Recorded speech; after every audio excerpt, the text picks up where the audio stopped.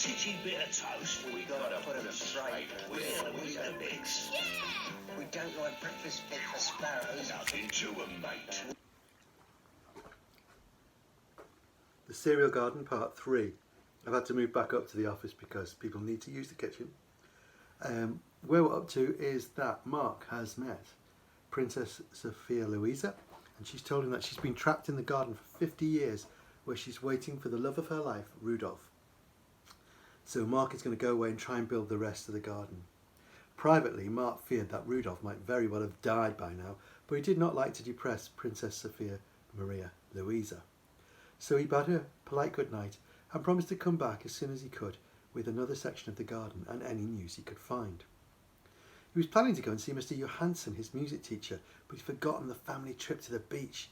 There was just time to scribble a hasty note on a postcard to the British office of Frühstücksgesteckungsgeisel Industries, asking if they could inform him from what source they had obtained the beautiful pictures used on the packets of breakfast bricks. Then Mr. Armitage drove his wife and son to Shinglemud Bay for wet weather. But in fact the weather turned out to be fine, and Mark found it quite restful to swim and play cricket and eat ham sandwiches and lie in the sun, for he had been struck by a horrid thought. Suppose he forgot the tune again while he was still inside the garden? Would he be stuck there forever, like Father in the larder, or like Princess Sophia Maria Louisa in the garden? It was a nice place to go and wander around, but he didn't fancy spending the next 50 years with Princess Sophia Maria Louisa. Would she oblige him by singing the spell if he forgot it? Or would she not be keen to let him go? He didn't want to take any chances. It was late when they got home, and too late, Mark thought, to disturb Mr. Johansson, who was old and kept early hours. So he ate a huge helping of breakfast bricks for supper. He was dying to finish the next section, but he did not visit the garden that night. Next morning's breakfast, can you imagine what this breakfast was? It was breakfast bricks. He finished the last packet, and just as well, for the larder mouse, which Mr. Armitage still hadn't caught, had nibbled the bottom left-hand corner, slightly damaging an ornamental grotto in a grove of lime trees. He was worried about this and decided to make up the last section right away in case the magic was affected. By now he was becoming very skilled at the fiddly task of cutting the little tabs and slipping them into the slots. The job did not take long to finish. Mark attached section 6 to section 5 and then, drawing a deep breath, sang the tune again. With immense relief, he watched the mossy wall and rusty grate grow out of the playroom floor. He raced across the lawn, round the lake, along the avenue, through the orchard, into the lime grove. The scent of the lime flowers was sweeter than cake, and Princess Sophia Maria Louisa came towards him from the grotto, looking a bit put out. "Good morning," she greeted her. "Do you bring me news?" "I haven't been to see my music teacher yet. I was a bit anxious because there was a hole." "Ah, yes, a hole in the grotto. I have been looking. A wild beast made its way in here, I'm afraid, and it may come again. It made tracks as big as a bear." She showed him enormous footprints in the soft sand of the grotto. Mark stopped at the hole with prickly branches and promised to bring a dog when he next came, though he was fairly sure the mouse would not return. "I can borrow a dog from my teacher. He's got lots of dogs. I'll be back in an hour. See you then," he said. "Auf Wiedersehen, my young friend." Mark ran along the village street to Mr. Johansson's house, Houndshaven Cottage. He knew better than to knock at the door, because Mr. Johansson would be either practising his violin or out in the barn at the back. Besides giving music lessons, Mr. Johansson kept a guest house for dogs. He was extremely kind to the guests and did his best to make them feel at home in every way, finding out from their owners what their favourite foods were and letting them sleep in their own beds. He spent all his spare time with them, talking to them, playing his violin or records, or their favourite sound effects, such as knives being sharpened or cars starting up. Mark could hear Mr. Johansson playing Brahms' lullaby in the barn, so he went out there. The music was making some of the more susceptible dogs feel a bit homesick, and they were howling, sympathetically moaning and shuddering. Mr. Johansson reached the end of the piece as Mark entered. He put down his fiddle and said, "Ah, how good is the young Mark. Hello.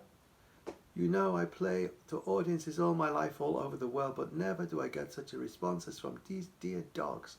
Come in and have cake." Mr. Johansson was a gentle, white-haired, elderly gentleman He walked slowly with a slight stoop, and had a kindly, sad face with large dark eyes. He looked like some sort of dog himself, perhaps a collie or a long-haired dachshund. "Sir," said Mark, "if I whistle a tune, will you write it down for me?" "Why, yes." So Mark whistled the tune. Here's the whistle. But I can't think of a tune. You can imagine the tune. "I should be most happy." So Mark whistled the tune, and he came to the end and was surprised to see the music master's eyes were filled with tears, which slowly began to trickle down his thin cheeks. "It recalls my youth," he said. "Many times I am whistling that tune. It is without doubt that you learn it from me. But always it reminds me of how happy I was long ago when I wrote it." "What, you wrote that tune?" said Mark. "Why, yes, what is so strange in that? I have written many tunes." "Well," said Mark, "I won't say anything just yet, in case I'm mistaken, because I've got to see somebody first.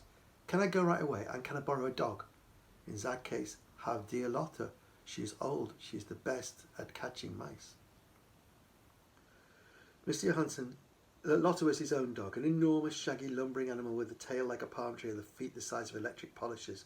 She was reputed to be of incalculable age. Mr. Johansson called her his strudel hound.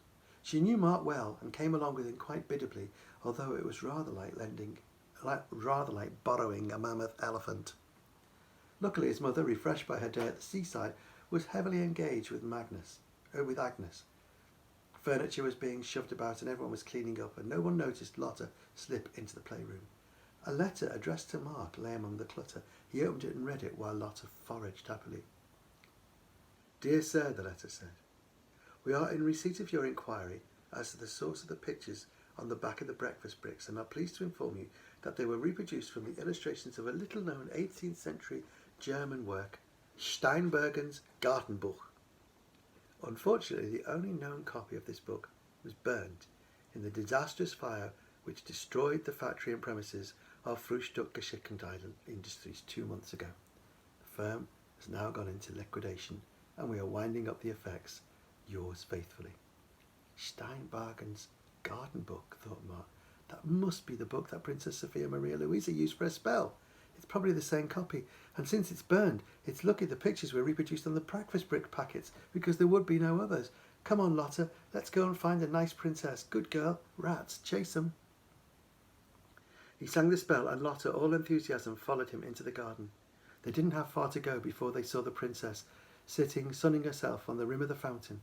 But what happened then was unexpected, because Lotta let out the most extraordinary cry, a whine, a bark, and a howl all at the same time, and hurled herself towards the princess like a rocket. "Look out, Lotta! Heel!" Mark shouted. But Lotta, with her great paws on the princess's shoulders, had about a yard of salmon-pink tongue out, and was washing the princess's face with a frantic affection. The princess was just as excited to see Lotta. "Lotta," she said, "she knows me. It's dear Lotta. It must be. Where did you find her?" She belongs to my music teacher," said Mark. "Mr. Johansson. He's the one who wrote the tune." The princess turned white and had to sit down on the fountain rim. "Rudolf Johansson? My Rudy? At last? After all these years? Run and fetch him, please, immediately." Mark hesitated. "Please, make haste. Why do you wait?" "Well, you won't be surprised if he's quite old now, will you? Remember, he hasn't been in the garden keeping lung like you." "All will change," said the princess. "He has only to eat the fruit of the garden. Why, look at Lotta. When she was a puppy, for a joke, I gave her a fig from the tree, and she can see she is a puppy still, although she is older than any dog in the world. Please hurry and bring Rudolph here." "Why don't you come with me to the house?" "That would not be correct etiquette," she said. "After all, I am royal."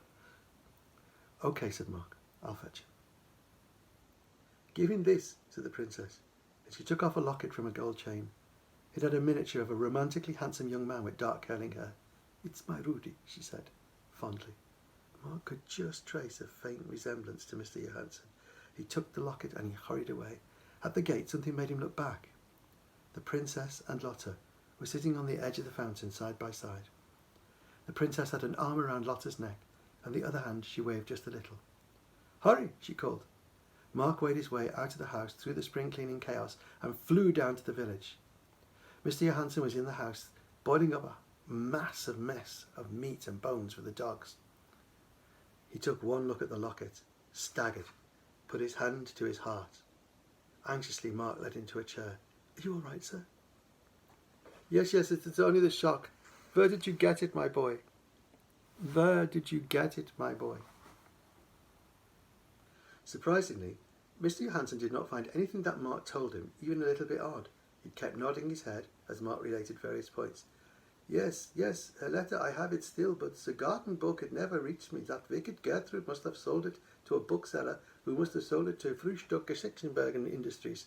Why, and so she has been waiting all this time, poor little Sophie. Are you strong enough to come to her now? Said Mark. Naturally, but first we must give the dogs their dinner, or they will go hungry. So they fed the dogs, which was a long job, as there were 60 dogs. After all, they are not mine. Must I not take good care of them?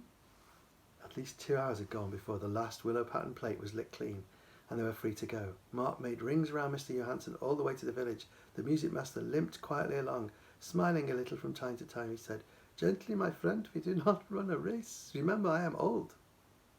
That was just what Mark did remember, and he longed to see Mr. Johansson young and happy and handsome again. The chaos in the Armitage house had changed its location. The front hall was now clean, tidy and damp. The rumpus of vacuuming had shifted to the playroom. With a black hollow of apprehension in the middle of his stomach, Mark ran through the open door and stopped. All the toys, tools, weapons, boxes, magazines and bits of machinery had been rammed into the cupboards. The floor where the garden had been laid out was bare. Mrs. Armitage was in the playroom, taking down the curtains. Mum, where's my breakfast bricks garden? Oh, you didn't want that, did you, darling? It was all dusty. I thought you'd finished it. I'm afraid I threw it in the fire. Do try not to get this room into such a clutter. It's perfectly disgraceful. Why, hello, Mr. Johansson. I'm afraid you've called at the worst possible moment, but I'm sure you'll understand how it is at spring cleaning time. She rolled up her bundle of curtains, glanced at Mr. Johansson. He did look rather odd, she thought, but he gave her his tired, gentle smile and said, Yes, Mrs. Armitage, I understand very well. Come, Mark. We have no business here. Speechlessly, Mark followed him. What could he say? Never mind, said Mrs. Armitage after Mark. The rice nuts pack has got a helicopter on the back. Every week in the Times newspaper you will see this advertisement.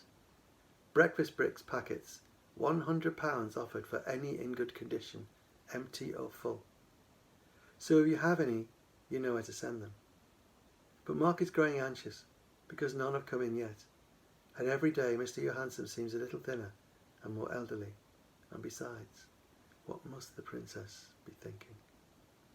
And that's the end of the cereal garden, and that's your creative writing lesson this week, is just to listen to a great story, and if it makes you think of anything to do with breakfast cereals, love affairs, magic, princesses, music teachers, or dogs' homes, whatever, write me a story, get it to me by Thursday afternoon, and we'll do our best to get it up on Friday. Thank you. Goodbye.